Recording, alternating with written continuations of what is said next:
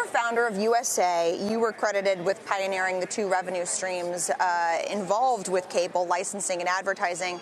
Do you think streaming properties are doing enough to capitalize on the various revenue streams that they could be garnering for this type of product? Well, I do think direct-to-the-consumer is the play of the day, so that's where we're going. And yes, I think they are spending a tremendous amount of capital to make this new market. It's a new model. It's direct-to-consumer, and it really allows the consumer to move around pretty freely, which was not true during the cable industry introductions when I started USA Network. It was really bundled, and now it's unbundling everything. So it's really a different opportunity today. But I do think there are a lot of avenues for content to be seen. And now we're seeing the Disney launch today. Do you ultimately see 10, 20 years down the road that it gets rebundled from here? I do think there will be rebundling. I will tell you, I think that Disney, everybody's talking about Disney Plus.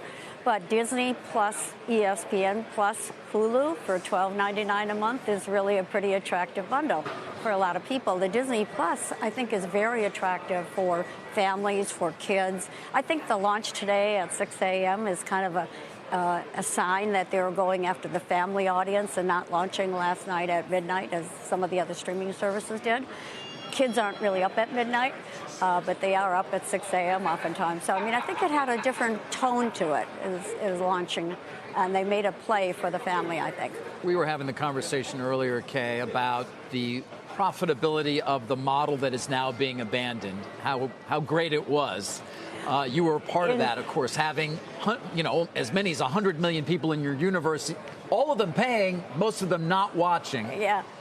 Can this ever replace that in terms of the profitability, or is it simply going to be a margin that is not going to equate to what was seen previously? Well, I do think that the model that I created in the cable industry of two revenue streams and subscriber revenues that were very significant, actually more significant than the advertising revenues as they played out, I think that's going to be hard to match in the streaming world. I think it's a matter of millions and millions of people, hundreds of millions of people subscribing at lower margins to the... You do have global scale here, though, that's available to you in a way you absolutely. didn't previously. Netflix, for example, I mean, more subscribers outside the U.S. borders than inside. Well, it's interesting. Digital TV is projecting by 2025 for Netflix to have 257 million subscribers. Next level down, Amazon at 135 million subscribers. Next level down, Disney at 101 million subscribers, which would actually meet their stated goal for where they would hit profitability. But you have to have hundreds of millions of subscribers to make that happen. We were playing some sound earlier from Iger a few years ago when the thinking was Netflix is a great marginal customer for your content, and they were sending great cash flow your way. Right. What happened to that argument, and is it still what are they giving away as they start keeping their content within their own walls? Well, I mean, they still have the opportunity. Yes, they want to keep it in their own walls because they want people to subscribe to their own streaming service. And Disney has by far the most content. Exciting content from Marvel and Pixar and Star Wars and all of their own Disney products. So it's very exciting for the subscriber, I think, is going to have. But it's starting off with a lot of older series, which are classics, Pinocchio, Snow White, The Seven Dwarfs, and, that's a play for the kids. It's what is old is new again, I guess, right. For their. So they have a lot of opportunity. They can still distribute through others if they want to down the line. I think we won't see that for a number of years because they want to keep everything in-house. But, there are other streaming services. What is interesting about Disney play here is that they signed up with Verizon also. And Verizon has, 118 million subscribers on cellular. That's a play to sort of checkmate AT&T that has the Warner and is depending on HBO Plus to drive their services. So Disney is going to the number 2 cellular company to get free for a year. Why are they doing that?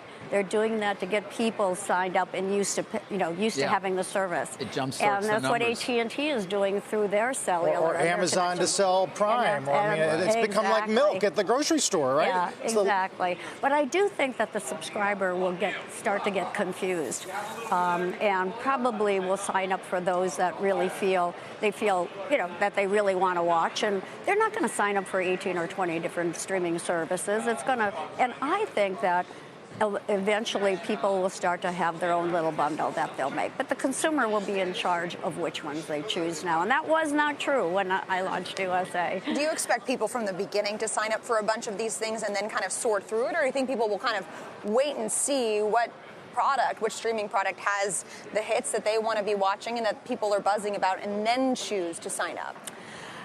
I think that they're very inexpensive to sign up for. So you're going to choose Disney at $6.99 a month. I mean, you could try it for a month and see if we like it. You can be on one of the free services.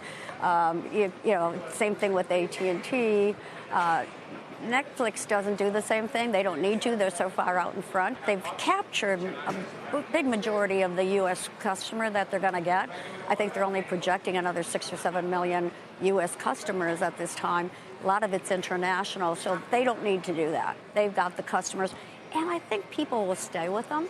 I don't think people are going to abandon them just because Disney's there or AT&T is there or HBO Plus is there. They'll choose. But I think that probably Netflix is far enough out in front and captured, the majority of the audience they need in the United States. Are going for the international market now.